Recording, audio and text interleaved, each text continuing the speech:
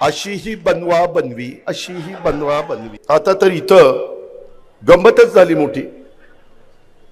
वडील तुतारीचं आमदार आणि मुलगा सून भाची भाजपची. आता काय सांगावं, किती रे बनवा.